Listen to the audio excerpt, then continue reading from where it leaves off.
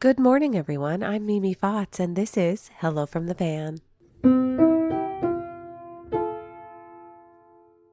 We have recently been plagued by the flu at the Fotz house and have gone through our fair share of hospital emesis bags. And that brings us to today's topic.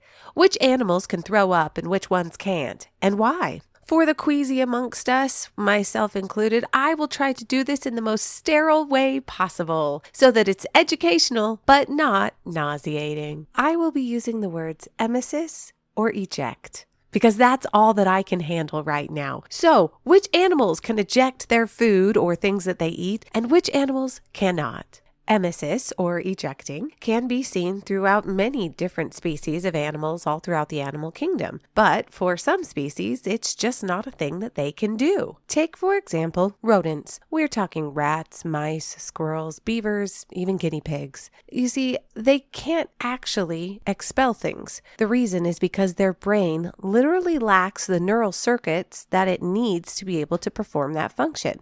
In fact, their stomach or their diaphragm doesn't even have the muscles capable or needed to perform that. So how do they handle it when they take in toxic substances? One of the things that they have been known to do or seen to do in nature is if they have access to something like clay, they will try to eat the clay to then neutralize the toxin that they've taken in.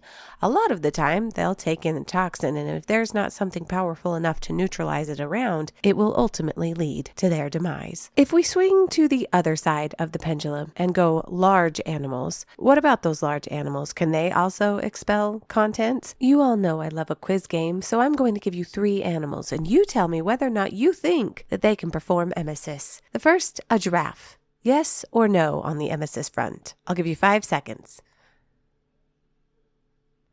Yes, a giraffe, much like a cow, has 4 chambered stomachs. It chews on a cud, and while it's not common for a giraffe to perform emesis on the regular, it is something that they can do. Next up, we have whales. Do you think that a whale can perform emesis? I'll give you 5 seconds. Yes, a whale can. In fact, whale emesis is very, very expensive. I found out that sperm whale emesis is called aversion and is worth millions of dollars. No, I'm not punking you right now. This is actually a thing. Ambergris, or ambergris, is a waxy, flammable substance produced in the intestines of sperm whales, often called floating gold due to its high value in the perfume industry as a fixative, meaning it makes the other scents that are in the perfume last longer. Ranging in color from gray to black, it matures at sea to develop a unique, musky, sweet, earthy scent. Historically used in food, no, I'm not joking, historically used in food, medicine, and incense, it is now primarily used in luxury perfumery, identified by its lightweight, waxy texture and distinct aroma. Companies such as Dior, Hermes, and Louis Vuitton use it in their luxury line. That's out of my tax bracket, so not something that I need to worry about. Clearly. If you're curious about the smell, after a lot of research, ambergris is routinely described as a warm, beachy, salty smell.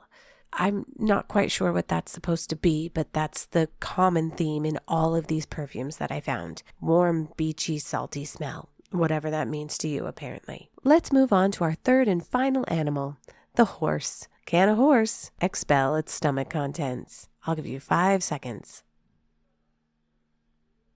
The answer is no. No, a horse cannot throw up. Horses have a very unique and highly specialized digestive system, and it's designed for constant grazing. It's a one-way system. What goes in must stay in. Us humans have a two-way system. What goes in can sometimes come out the way it came. Horses, not so much. This can make it especially dangerous if they choke on their food or if they have other problems such as colic. It can cause gas or things to build up in their stomach that can ultimately lead again to their demise. So before you feed a horse, make sure that you have talked to that horse's owner or know what to feed that horse. Stray things or the wrong things fed to a horse can be deadly. So far in our emesis episode, we have talked about one-way systems systems and two-way systems. Humans, we have two-way systems. What goes in can come out again the way it came. We've talked about that. We also have the one-way system that applies to things like horses and rodents, but there's another type. Now, I'm not quite sure what to call it, but in the science community, they call it a full gastric aversion. There's not really a colloquial term for it. Basically, they purge their entire stomach out through their mouth, turn it inside out, clean it with their hands, and then put it back in their stomach. It's the ultimate turn it off and turn it back on again reset of the animal kingdom. As far as animal adaptations go, this one actually makes a lot of sense to me. If you think about where frogs live and how quickly they need to be able to eat and catch their prey, it makes sense that the frog then has a reset mechanism for its digestive system. Now, you're probably wondering, but why? Can't they just make sure that they're eating the right thing? Well, sometimes the frog's eyes can be bigger than its stomach, quite literally. A frog can expel its stomach for reasons like eating something that's noxious or poisonous or simply too large for its stomach to digest. And when you're eating hundreds of bugs a day, you don't know which one is the noxious or poisonous one, so it's best just to start all over again. And with that, we have reached the end of our emesis episode. And I don't know about you, but even after going through the flu as an entire family, I sure am glad that us humans own a two-way system rather than a one-way system. It sure does solve a lot of problems. And with that, I'm Mimi Fotz, and this has been a rather educational episode of Hello from the Van.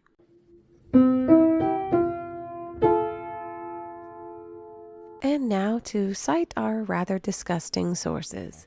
The first, the BBC Science Focus magazine, article The Bizarre and Pretty Gross Science of Whale Vomit by Alice Liscombe Southwell, published February 23rd, 2021.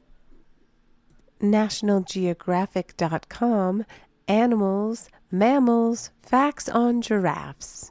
Central Lakes Equine article Why Horses Cannot Vomit, published August 31st, 2021. HowStuffWorks.com, Frogs Cannot Vomit, so they eject their entire stomachs, published January 15th, 2019. And finally, Forest Preserve District of Will County, Nature Curiosity article Why Don't Squirrels Throw Up, published April 23rd of 2019.